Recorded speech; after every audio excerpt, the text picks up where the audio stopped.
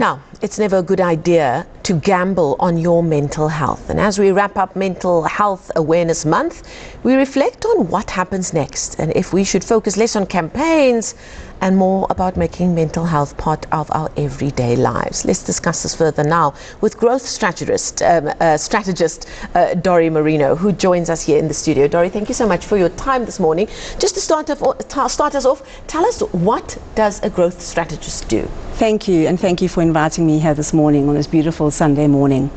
So a growth strategist is, in my mind, somebody who focuses on the growth of an individual, an organization, a team, whomever or whatever the entity may be. The focus is really around understanding what is holding that individual or team or organization back, and focusing on how we can get it to move into growth, into a different direction. Identify those little nodes of growth and what can trigger it, and if it's in a direction that is good for the individual and indeed for the company. Now we're just coming through to the end of Mental Health Awareness Month, and I dare say that one of the many learnings we took from the lockdown of COVID-19 was that South Africans in general have an issue with mental health that is going unchecked. In terms of it becoming a part of our daily lives, to keep in check with ourselves and with our loved ones about where we are, what are some of the daily routines we could implement to do that? Well, I think that we spend so much of our lives looking externally, worrying about what's happening out there, what's happened in the past, what's happened in the future, what are people talking about, what are they saying about us. And for me, one of the key things is to always just bring it back home. This is where we live, in our bodies, in our souls. And so if you just get into the habit and into the routine of checking in with yourself daily. You can do this when you're driving in the car. It doesn't have to be at a specific time, but really just to come in and be, what am I doing? How am I doing it? How am I feeling? Why am I feeling this way? How am I responding to something that's happening? Am I internalizing it? Am I learning from this? So really just a self-awareness, and how are we showing up, not for everybody else, but for ourselves in this very complicated world. And when you look at that the clock of your daily life, so much of it is spent in work or doing work. In your experience in the work that you do and the various clients that you have, are you seeing that there is more of a leaning towards understanding that our bosses, the employers, businesses, it's in the interest to ensure that spaces are made available for people to make sure that their mental health is being kept in check? Well, you know, mental health has become like a bit of a buzzword, and the truth of the matter is that we are connected.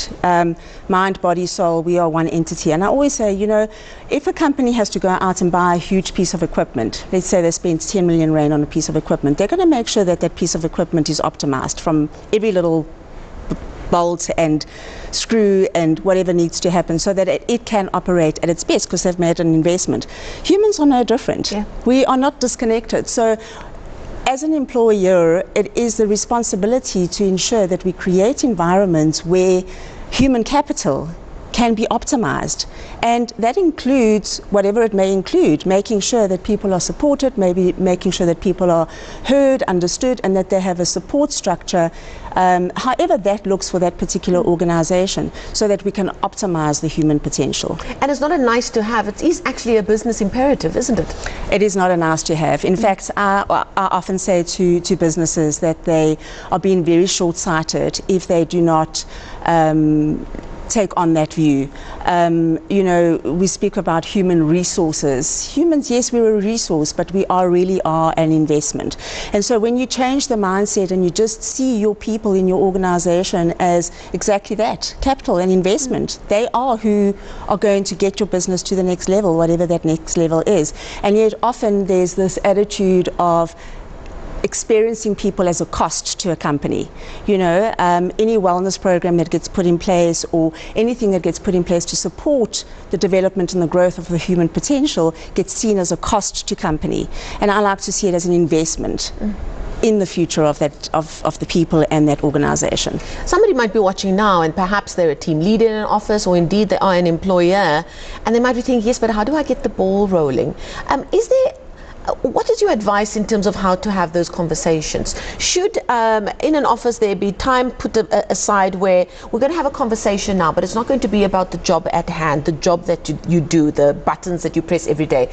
Let's have a meeting and talk about how you are doing and how I am doing. Is that a good way to start setting boundaries? I think it's different for every organization, and I think that you also don't want to go from being this way to that way very quickly, because people become, what's going on, what's the agenda here. So for me, it's about the culture of the organization. It's about the intention. It's about understanding who are we now and who do we want to become as a business, as an organization. That's the culture. That's the feeling and the essence of when you walk into a place that you get. And it's about having those robust conversations at a leadership level to start off with, to understand that there's a transition or there's a migration from where they are currently into what they want to go. And what does that mean for them?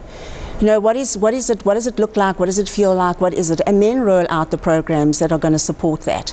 I think that there's a big gap in leadership, often because we take people that are very good at a specific job and put them into a leadership role. Now, leadership is about getting the best potential out of people. You've got to love people to be a great leader. And if you don't enjoy people and you put into a leadership role, well then guess what? You're not going to necessarily be a great leader, because it's not going to come naturally to you. So I think there are a lot of different conversations and a lot of different ways to approach this, but certainly the first and foremost is an appreciation and an understanding that actually you do want to change and you do want to grow as an organization to support, as I say, human capital. Now, we spent a lot of time talking about the workspace, because we do spend a lot of time there as well. Now, what about the space at home? Are we, in your experience, making enough space available at home to have those important hard conversations? Because let's face it, life is hard at the moment. Families are under pressure, relationships are under pressure, and every day in the news we're seeing what the offshoot of that is, and often it's very, very negative. How should we go about managing those conversations, that checking in conversations with each other in our home space? I think again, it's the awareness that this is how you want to engage. This is what you want to bring in at home with your partner, with your children, with whatever relationships you have in the home, and that includes with yourself. It's the awareness around checking in and making space for that. I say we spend so much of our lives living unconsciously. We're consuming social media, we're consuming news, we're consuming food, we're not even aware that we're consuming. And so it's really just taking a little bit of control back and saying, actually, I want to make this time meaningful. How are we going to do that? And it's about creating the space without interruptions to be able to have conversations. It's very difficult to say, we're going to spend half an hour talking about a hard subject. People will naturally pull back and be like, I don't want to do that. It's scary. So you have to create the space and the environment where actually conversations can happen. And one of the best places for that to happen is go out in nature. Go out for a walk. Go out, take your family out on a hike. You will be amazed at what happens. A lot of my clients I coach, we actually walk and talk, because it's non-confrontational.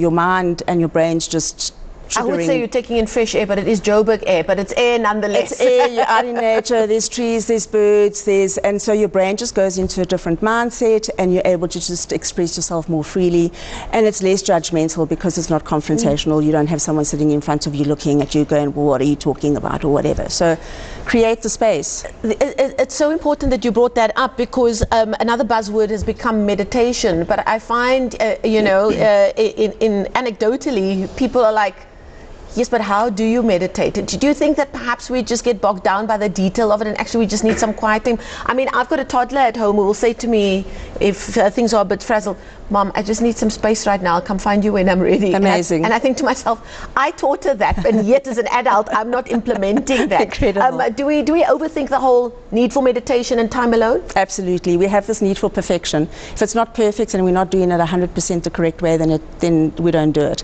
Whether it be eating, whether it be... So absolutely, meditation can be done in your car. Meditation is really just about,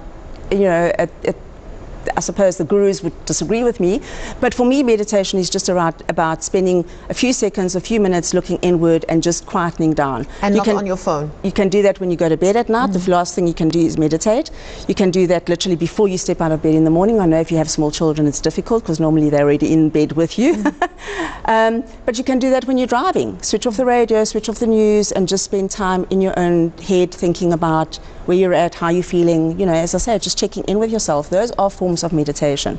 So, and we are living in a time where we really have very little time where we switch off or are isolated or are even bored, because if we're on our own, you're on your phone and we're not disconnecting, and that's probably what we need to make space for. That's by choice, and I say, don't live your life unconsciously, live it consciously. Choose what you put in your mouth, choose what you think about, choose what you dream about, choose. We have choice.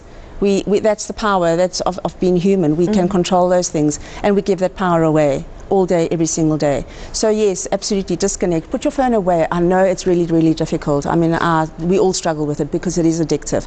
Put it in a drawer, hide it somewhere, lock it away, do whatever you need. Leave it at home when you go out for your walk. You know, I find for me that's the easiest thing. I don't take my phone with me. I will literally, I know often from a safety perspective you think you should have it, but I let people know where I'm going and how long I'm going to be, more or less. I put safety procedures in place, and then I go out, and then I'm not tempted to use it to take a photograph or look at anything, because there's just so much available on our phones. A powerful point and a good tip. That's where we'll leave it. Thank you so much for coming in to chat to us this morning. Dori Moreno is a growth strategist. As we come to an end of Mental Health Awareness Month, some practical tips as to how we can check in with ourselves, our loved ones, and indeed in our workspace as well. Thank you. Thank you so much for coming in. You're welcome. For coming in this morning. Still to come here.